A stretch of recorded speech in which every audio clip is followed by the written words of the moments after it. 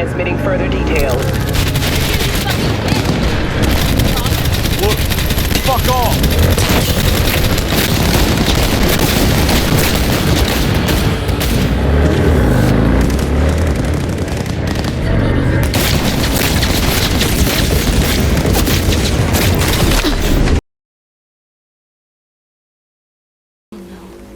What is that?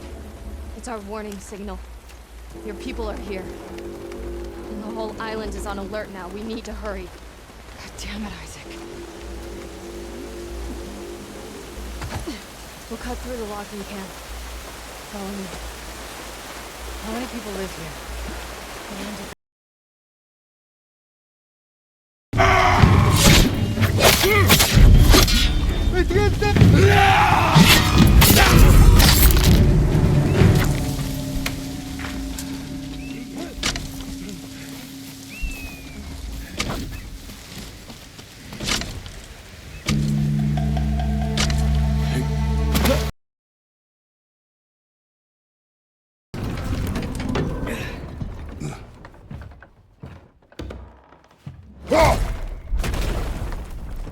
Get up!